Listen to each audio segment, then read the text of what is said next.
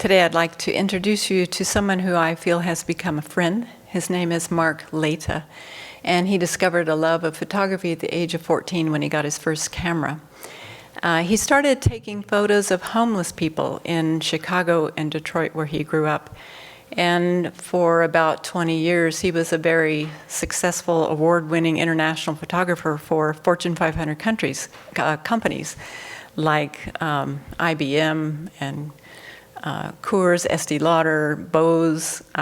He was the photographer for Apple, introducing a lot of their products for over 10 years. And instead of continuing this legacy of making wealthy companies wealthier, as he grew older, he decided he wanted a different kind of legacy. He wanted to help bring about awareness of marginalized people. He wanted to do something that really mattered. And so wanting to create more awareness of the invisible people and broken aspects of our society, he began producing video interviews of homeless people who lived in LA's Skid Row.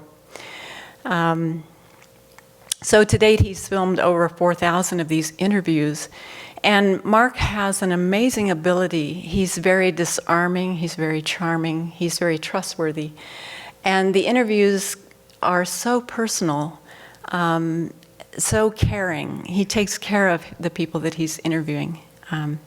So he provides an amazing look into the human condition, stories about people who are homeless, chronic drug users, drug dealers, sex workers of every stripe and color and aspect that you can't even imagine, sexual abuse survivors, runaways, sex traffickers and survivors of sex trafficking, runaways, gang members, ex-con members, Hell's Angel bikers, interviews of people with various different mental illnesses like schizophrenia or borderline personality, former Aryan Brotherhood and KKK members.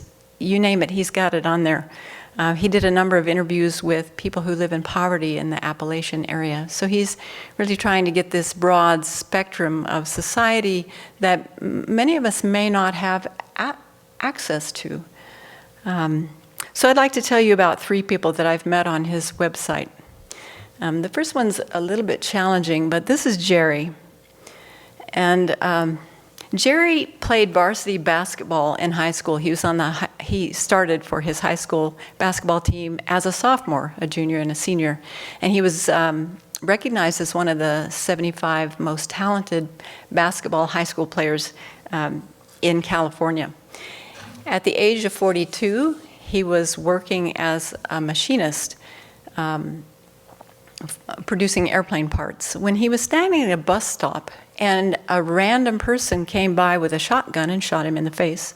So he's lost half of his face and half of his brain. And but hearing the interviews of Jerry is heartwarming. He said, "I have an excuse to be mad at the world, but I'm not."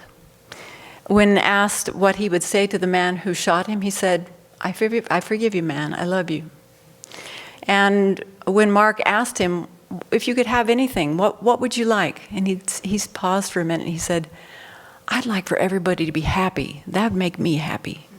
This is the kind of man Jerry is. He has a very strong faith in God. I think that's a big part of his positiveness, but also very strong family life. So this is Jerry. And he's a little bit difficult to understand. It's affected his brain as well as his ability to speak. But a beautiful, beautiful interview. Then there's an interview with Sergio, a young Korean man who is recovering or has recovered from using crystal meth. And Sergio was sexually abused by an uncle and some cousins as a young boy. And of course, this affected him and affected his ability to do well in school, affected his attention span. He started self-medicating at 15 with pot and speed and eventually moved on to crystal meth.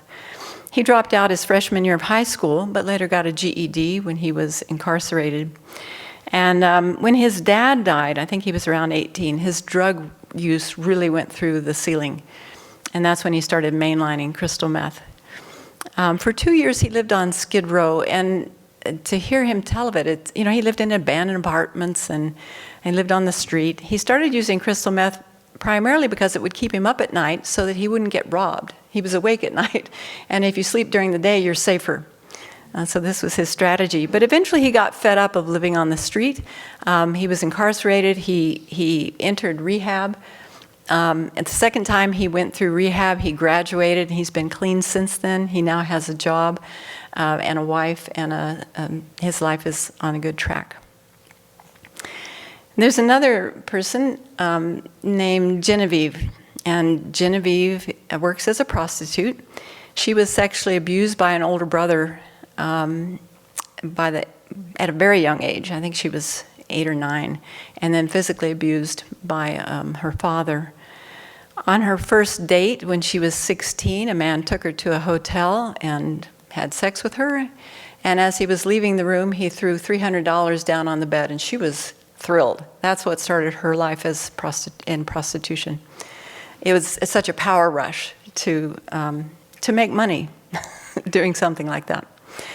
And although she has an amazingly high IQ, she quit school and started working in strip clubs and escorting and doing porn and working in massage parlors. She doesn't live on the street, but she works on the streets.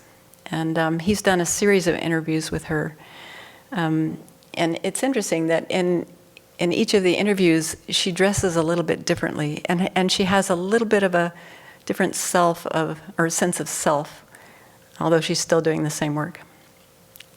So these interviews are recorded on this channel called Soft White Underbelly.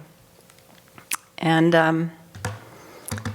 I think it's captivating because it humanizes those who have largely been condemned by society.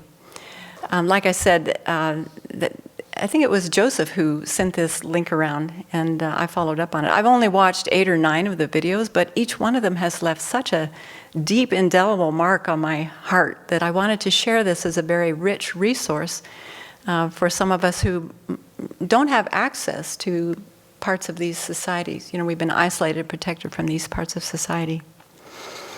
So nowadays, in every city in America, there are people living on the streets, and behind homelessness, you might say there's often a drug problem. Not always, but often there's a drug problem.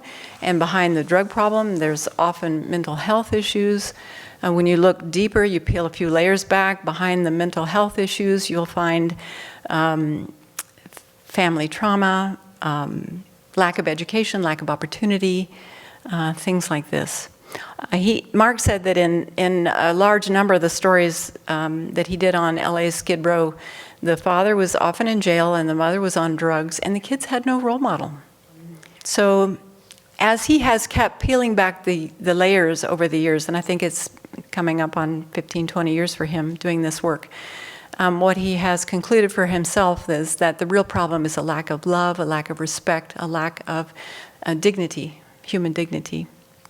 So obviously he can't take care of all these 4,000 people that he's interviewed, although I think he's tried with some of them, and he said that he's been tricked and conned and taken advantage of in every way possible.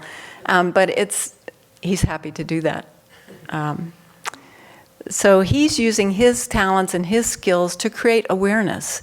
And then he's hoping that other people will take the ball to offer other things, like, people like us can write to our local governments and try to get the ball rolling with more housing or safer places for people to spend the night.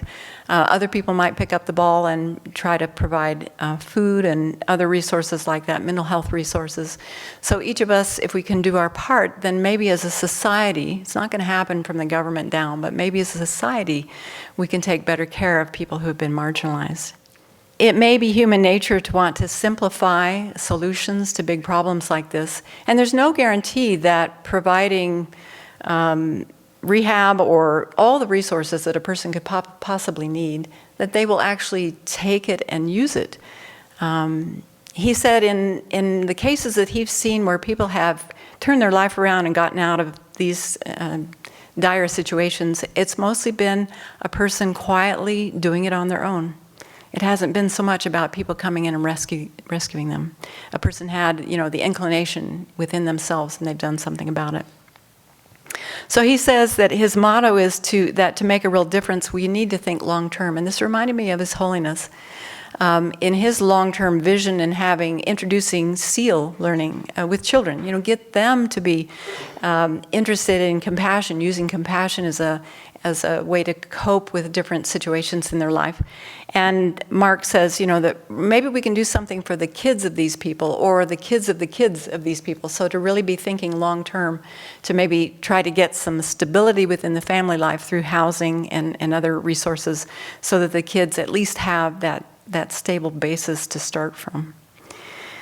So recently, Venerable asked, how do we think about all sentient beings? And these videos, the few that I've watched, have been helpful for me to expand my awareness. I've noticed that when I have an opportunity to drive in Spokane and I see people on the street, I have a different kind of interest. I tune in a little bit more closely from having watched these videos. So it has softened my heart in certain areas. So I think there are many ways that we can use tools like this in our Dharma practice. And of course, we can bring our own Buddhist worldview to understanding situations like this and thinking about, how is it that we, in our privileged situation, can somehow make a difference. So I thought to just introduce this website.